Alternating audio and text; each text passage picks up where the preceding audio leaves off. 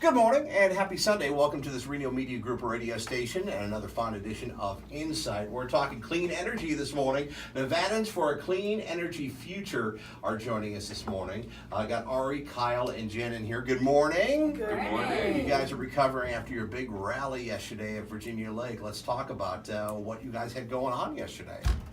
Well, gosh, we had a ton of speakers that were fantastic. If I do toot my own horn, we also had some wonderful drumming. We had a great march around the lake. Tons of folks showed up. It was a great time. And this was part of a national movement. Yes. These are part of rallies that were happening from coast to coast. And around the world as well. These are folks all over the world who care about making sure that we are cleaning up our air, and that we're cleaning up our water, and that we are combating climate change every step of the way. All right. Well, this is a battle that goes on 365. And Jen, you're wearing a T-shirt this morning. Clean Yes. Air Moms. Yes, Clean Air Moms Action. So tell us what that's all about. So we have over 1 million moms, dads across the country that are standing up to protect our children, to make sure we have clean air, clean water, and clean public lands. We believe that we're living in our children's past, and we are creating a clean future for them. So that's why we support groups like NEVADANS for Clean Energy and Sierra Club, and we work all together to bring we believe to empower, and we need to educate, and now we're engaging with marches like this. Yeah, it takes a village. It sounds like, because it sounds like, especially with the event that you had yesterday, that there's multiple different groups that are coming together all for the same cause. Yes, yes. Absolutely. And we believe working together that we can be a more powerful voice.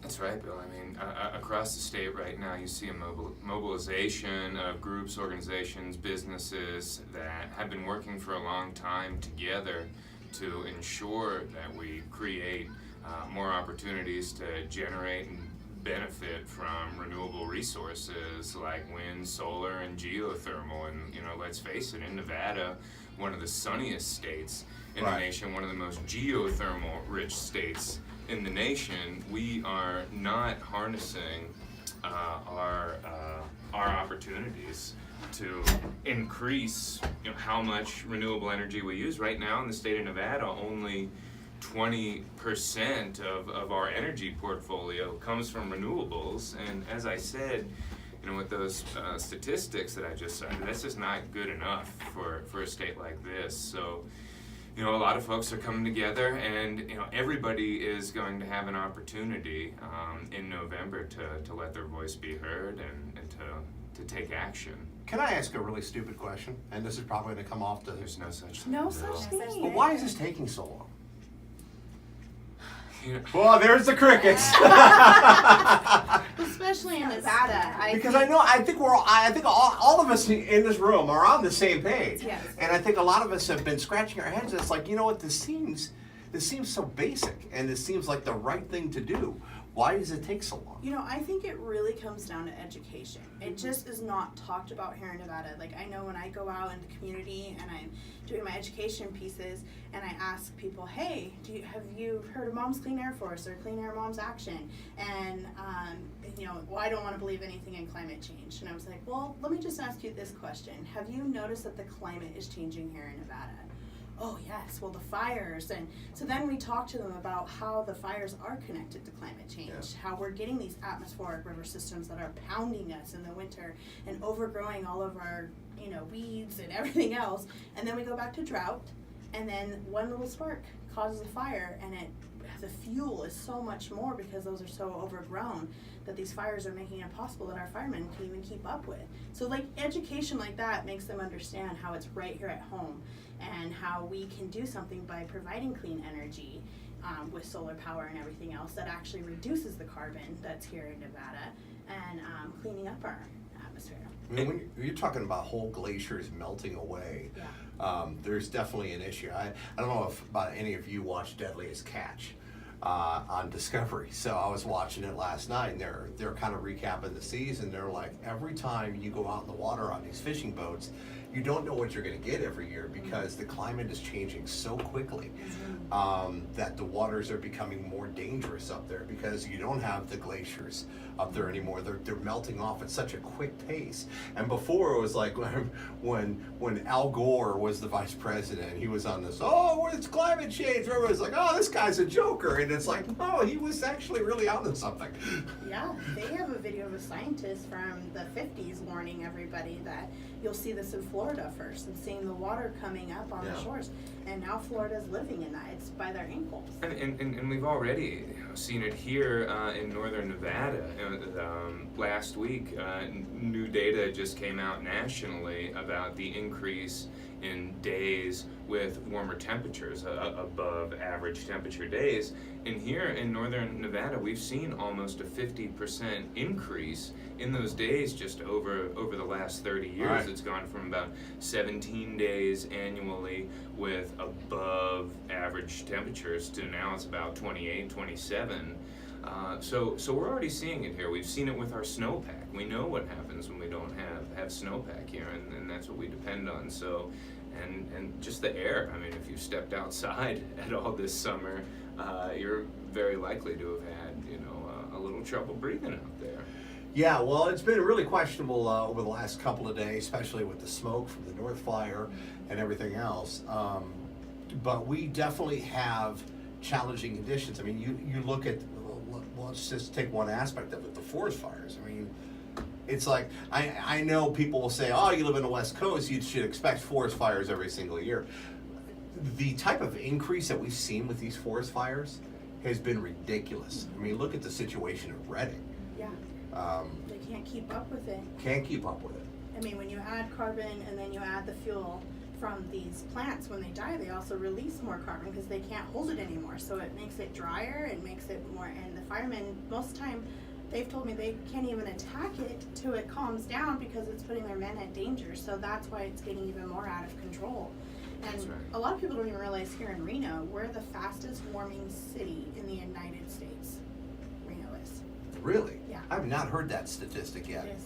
And I believe it. One of the interesting arguments against doing something, because we're all mobilizing to do something, and so for so long the argument about doing something, the argument about getting more solar, getting more wind, getting more geothermal, for so long there was this notion that it couldn't happen because of the costs, and there may have been a time when those costs were prohibitive for a swift and large-scale deployment of emissions-free resources that can help us mitigate the amount of pollution that's in the air. Anyways, those days are over. Those days where things are cost prohibitive are over. And that's why I'm out here every day asking Nevadans to help us support policies that will guarantee the increase in renewables in this state. And Nevadans, they're going to be hearing a lot about it in the coming months and weeks. Oh, I'm sure. Can we talk about what has been done over the last couple of years and what still yet needs to be done? I'll chime in, Jen. Or is that I that know. a long laundry list? Well, I know for work that I've done, yes, if you look at it nationally, so like we've worked with Congressman Amadei, and he has joined the bipartisan caucus for climate change and is working on a carbon tax bill now for the country. But that's one of our local guys here, and that's some work that we've done and just teaching him how it is happening here in Nevada. Yeah, I think we're also dealing with a Congress and an administration where not a whole lot is going on in that regard to really take action. Nothing is moving through right now, and we're not here to blame any side. So, but I think what we are seeing is a recognition that there are opportunities at the state level that a lot of people are trying. And are you to, seeing cooperation from both parties? Certainly. I mean, you can look at a long-standing policy like the state's renewable portfolio standard, which has been in place since 1997, which has had bipartisan votes every time that standard has been increased. You've seen bipartisan votes to do so, and so it's a long-standing tradition in the state to take action and to guarantee more renewables. It doesn't happen as quickly or as deployed at the scale that maybe everybody wants, but Right. but there's a consensus. I believe that Governor Sandoval did a really good job in actually getting the movement starting with getting our solar and wind. It was it was a step, and I think we just need to keep going in that direction as well. It was a step in the right direction. Yes, for sure. Jen, I talked to you, and it kind of sounds like you. I mean, you don't really come from a political background, do you? You're just a mom that wants clean air for her Yes, kids. so I started. My son has asthma. He's allergic asthma, so it actually gets triggered when our allergies or smoke like this gets worse. So you have a vested interest in this. Yeah, so a year ago I asked myself, what could I do? What could I do? And so I started learning about all the different groups around us, and then Mom's Clean Air Force is actually who pulled me in first. Okay. And then now they've moved me over to the C4 side, we call it, in the political world and nonprofit world. It's where we get to be more political. Okay. And that's actually where my voice really gets engaged, because I get to communicate more with the political aspect of what's happening, like with what's Right, because you're doing this for your boy. my baby, when he can't breathe at night. And I, as a mother, that is something, we're all breathing the same air. Right. This is a bipartisan, nonpartisan, we call it mom-partisan issue.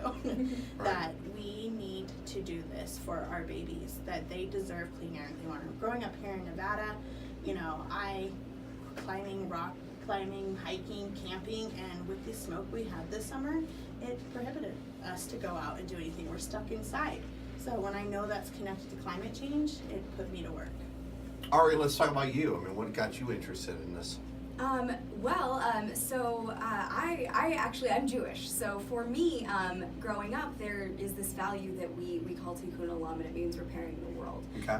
So for me, I started caring about making sure that we've got a better earth to leave, because that was what I was taught from an early age, and it's not for any other reason than just it's what we're supposed to do, is to make our world a better place. This is my life path. That's absolutely. It is something that I care deeply about, and it's not just for me. It's for everybody, because I may not have kids. I don't have kids, but I have friends with kids. And so I care about my friends' kids. I care about if ever I were to have kids, I care about them, and I care about the fact that we've got this one planet that we live on. Hurtling through space. And we've got to make sure that we are keeping her, clean and beautiful for generations to come. Kyle, what about you? I mean, I've worked in these issues in Nevada for many years, and I think this is your passion. Electricity policy in this state is just my passion, and so as boring as that sounds, I would say that it's electrifying in some regards, because we all flip on a light switch, and we all need to charge our phones and plug in our computers and plug in our microphones for the radio station. So this sector, especially when it relates to energy, is something that touches and affects all of us. And so if I can put in my 2 cents to help make the state more efficient, healthier, and better for future generations, then I'm on board. For people, what would you say to a person that is just like, I'm not going to buy into this? How would you refute that? Just for mitigating climate change Yeah. and the effects of Because you will have your naysayers out there that will try to debate you on it. I'm sure you guys deal with this all the time. But I mean, if those people are listening this morning, what would you say to them to try to convince them otherwise? I go back to the economic argument. I think it comes down to a question: are we going to be, the Flintstones, or are we going to be the Jetsons, or is it a question of necessity? Do we have to be the Jetsons? And so, anyways, this country didn't evolve as it has without taking risks and without doing things. But we're not even asking anyone to do something risky here. We're asking folks to make the right cost benefit analysis and to understand that for our future, guaranteeing more renewables is not just the healthiest thing for us to do, it's the smartest thing for us to do for our economy. You know, and that's why I said at the top of the show, it's like, you know, it almost seems kind of, sounds kind of weird that we're sitting, you even happen to have this conversation, because you would think that it's a no-brainer. It's like, who wouldn't want clean air, right? It's like when you're driving down and you see a smokestack and it's just billowing out pollution, you're not like, hey, I want a lot more of that. Yeah, especially when you find out what you could do here locally. You know, I met a mother that just broke my heart that actually lost her son here in Reno to an asthma attack. They were checking the air quality every day, and our air monitoring systems could definitely be fixed here in northern Nevada. And, you know, you look outside, you should be able to tell, yeah, it's not a good air quality. But sometimes there's higher particles that we can't see and that we need to know that come from the ozone, but there's also different pollutants in the air. So she checks it religiously for her son who had severe asthma, and that day she looked at it, they said it was good air quality. She sent her son to school. He came back home, he was 16 years old, went to bed that night and did not wake up the next morning because he had a severe asthma attack in his sleep and nobody was there. So it's stories like that when I hear that we here in Nevada could actually get better air monitoring systems that are reading pollutants from ozone and from our allergy and different pollutants that are in the air. There's 2 different monitoring systems, and a lot of them are not in all the counties. So that's something that I've been very passionate about with having a son like that, and that's something we can make a change. And a lot of times when we talk to the namesayers and you tell them stories like that it is affecting here in Nevada, that they wake up and they're like, okay, there is something that I can do, because most of the time they just feel helpless. You know, it's funny, we work with a lot of different nonprofits, and you know, I mean, it does make a difference if it's the Heart Association or Renowned Children's Hospital. Everybody has a connection, and everybody has a passion, and if you really sit there and talk to that person, you will find a connection to that cause. Yes. Everybody knows somebody that died of a heart attack, or everybody knows or has a niece or a nephew or brother and sister that's been in a Renowned Children's Hospital. I think a lot of the story that you just told, I think people can relate to that. Yes. And moms and dads are thinking that would be the most horrific feeling, to have to go to bed every night, especially when you know that the air is maybe questionable outside, and wondering, hey, is my son or daughter going to wake up in the morning? Yeah. When you talk about this monitoring equipment for better reading, where does that money come from? Does it come from and maybe this is a better question for you, Kyle, but does that money come from a local level? Does it come from a federal level? You know, I think it depends on how any, you know, jurisdiction, what type of grants they apply for from the state, from the federal government. And are those funds even available?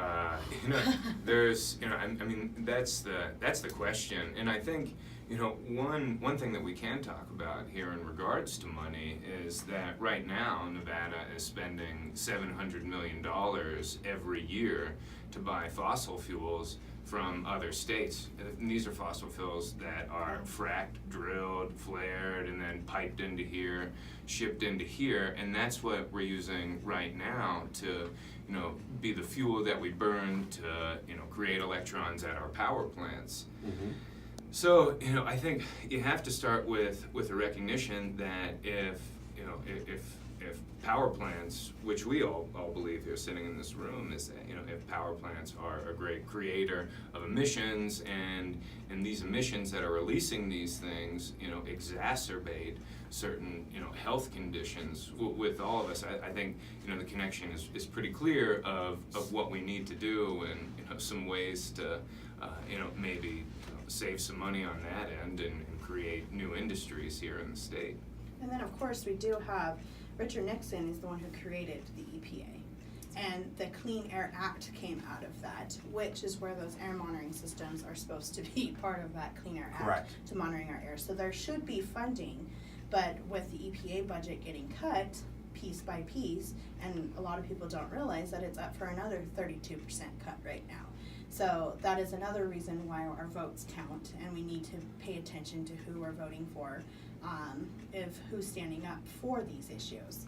You know, if we are sending people to Washington, we want to make sure that the EPA budget's not being cut anymore. We need it increased, actually, And it's not only affecting these air monitoring systems, but also our firefighters. Our fire department gets 80% of their funding from the EPA because it goes to the NDF, and then they fill it out to our volunteer fire department. So when we find out like how this is all connected, that yes, it does matter if our EPA is getting cut. Do you believe the candidates on both sides of the fence should be addressing this issue more in their campaigning? Yeah, because I think it's a nonpartisan issue. And they are. You know, everybody likes to use climate change as a buzzword now, and I think there is a growing consensus that there's something going on out there, whether you believe in science.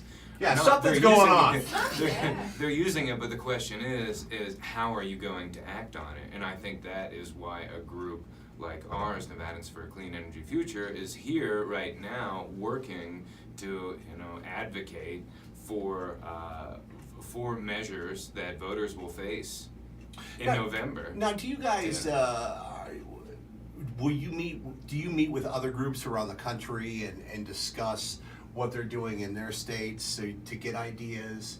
I mean, is there... I mean, we're working with groups of Nevadans. Like maybe Utah or California, We do. Oregon? We do, because we're a sector underneath the Environmental Defense Fund. Okay. So we do work with other states and see what's going on and how we collaborate. We also we have a big event every year in Washington, D.C. where we fly out constituents from Wow, each state. okay. So it's very powerful having, 5,000 people in a room together in the same issue, and most of us mothers and fathers, grandmas, aunties, anyone who wants to stand up for the next generation, and hearing their stories, how they can't turn their water on in parts of Virginia because it's dirty water, Well, look at what's happening in Michigan. Yeah, that's what I was going to say. With Flint, Michigan yeah. was next, and there's so many, and when you hear it's happening here in our country, that should be, as an American, we're usually the leaders. We are here to protect each other, and when you were talking about community and connection, that's what we're about, and we need to embrace that, and we need to start communicating with each other to make this movement.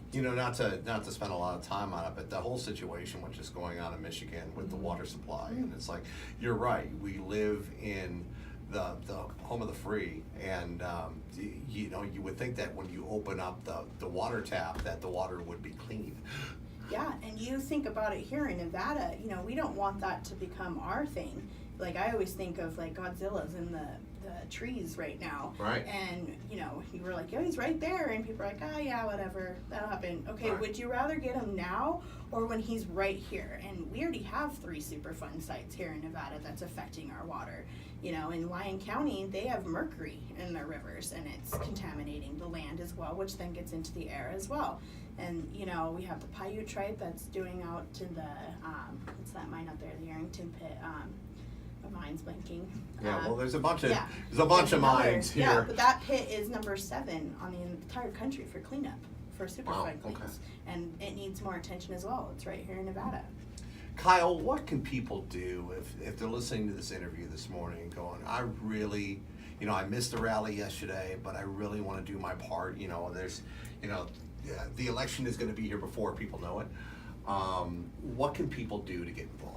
Yeah, right now they can reach out to us, the group Nevadans for a Clean Energy Future, and we can certainly have them go out there and engage with people as Is it we're knocking doing this on people's campaign right now. doors? Is it It is, doing and phone calls? I think it's getting educated and then talking with people about what's at stake. That's the most powerful thing that we can do as a democracy, is get educated on what we're going to be voting on, and then go out there and do it right now. So I would ask everyone to learn about Question 6 and Right. learn about the other initiatives, get educated on them, and then go out and vote.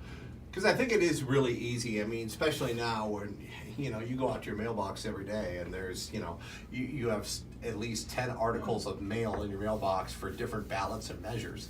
And you're like, this looks interesting. Well, it's funny. I was thinking about this the other day because we go to all these meetings and we hear these wonderful volunteers that are working for all of our different groups, knocking on doors right now, or making phone calls, and they're like, well, wonder if they just shut the door on us. because, you know, they're burnt out, they're getting worn out, and I understand that.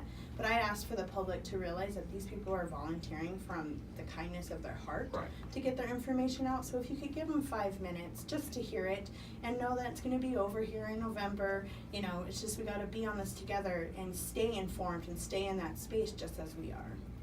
Yeah, I think I think this is such going to be a pivotal election. Yes. This might be the biggest election of our time. I think so. Yeah, a lot of things are going to be decided. And again, we said at the top of the show is that you would think that, hey, clean energy and clean air, you would think that would be a no-brainer. Yeah. And that we shouldn't have to have a long-going, but we are, Yeah. and change needs to be made.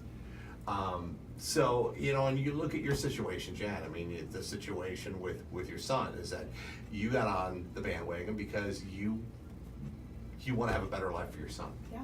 I want when he's older, when he turns to me and says, "Mom, what did you do for me to have clean air and for his children and my grandchildren?"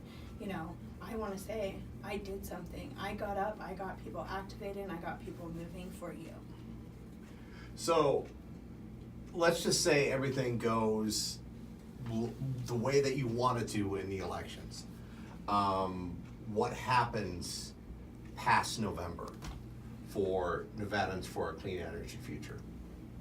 Well, we would still have to have another go round on question 6 for sure. So that would Because I think some people are probably thinking it's like, oh well, we'll hear about this, and then after election day, everybody's going to go away. We're committed to be here That's right. for as long as it takes to ensure that half of our state's electricity supply comes from renewables by 2030, and we're going to be here. We're going to be, continuing to work with anyone that we can to help us achieve this goal.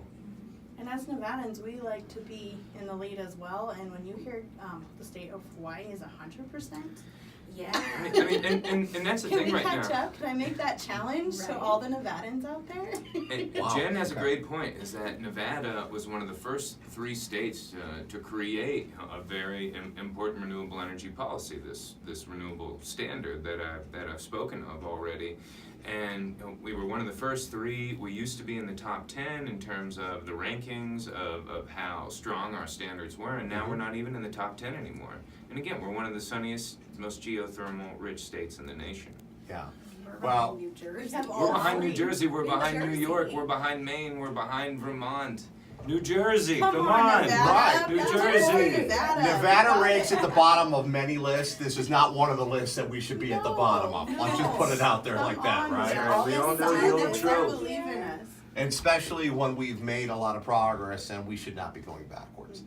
Again, Kyle, if people want to get more information about Nevadans for a Clean Energy Future, how do they do that?